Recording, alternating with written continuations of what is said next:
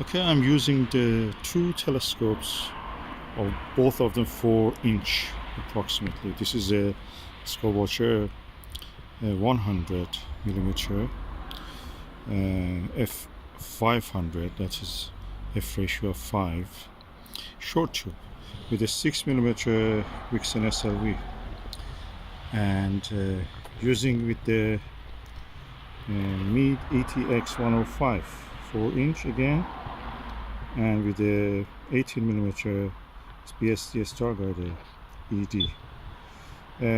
The comparison is according to this. I'm looking at the Jupiter with the short tube refractor. You can see a lot of details on the planet, the cloud belts, and but I can also say that there is plenty of chromatic aberration.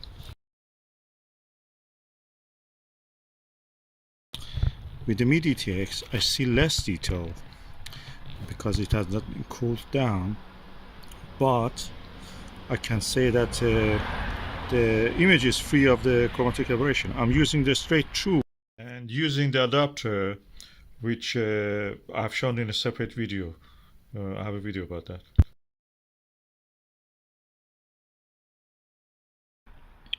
So far, refractor and this Maksutov are the best. This one has a focal ratio of 14 and a focal length of 1470.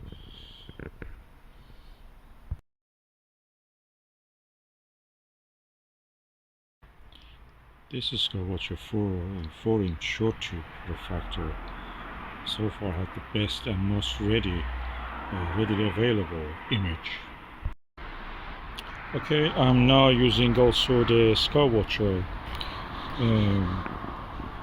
Heritage 4" 100mm focal length 400mm and f ratio 4.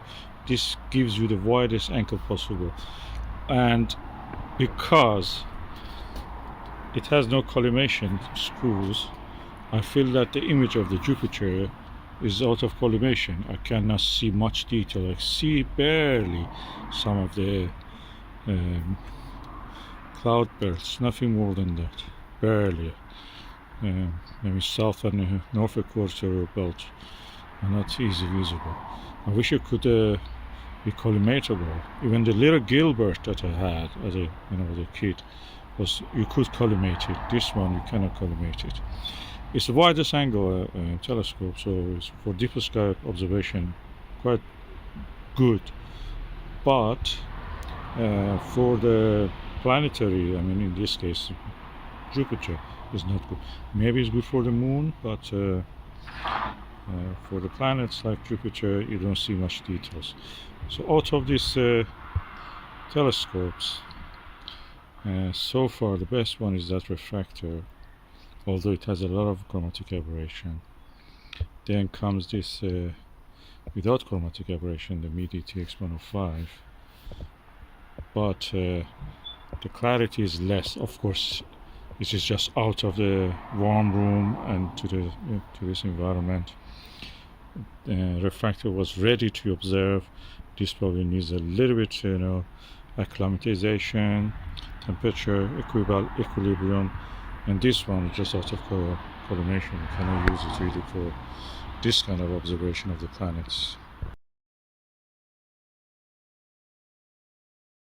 And this is Skywatcher Newtonian.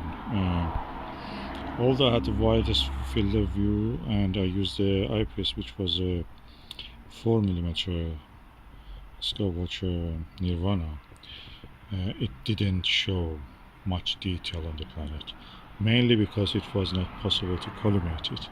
The telescope is out of collimation. It's good for wide angle view of the deeper sky objects. As I mentioned, this Skywatcher Heritage 100mm telescope is not good for observing planet, probably for the moon, but not much even for that. But is excellent for wide angle views, wide field of view of the deeper sky objects. I'm looking at the M42 Great Orion Nebula and the stunning image quality, and it's easy to even capture astrophoto with your mobile phone. I'm using just a Skywatcher 25mm Super MA eyepiece. This came with this telescope on its own. On a small Dobsonian mount they come. That's excellent. I'm using it in this Altair Sabre because it's easier for me. It rises at the height. And I will put the astrophoto I've taken of the Orion Nebula, and it's beautiful. The actual image, when you see it, is stunning. Okay, this is the astrophoto I took with this eyepiece and this telescope, and it's stunning. As you can see at the margin of it, we have some. The mirror is spherical; it's not paraboloid, so you can see some, coma at the corners.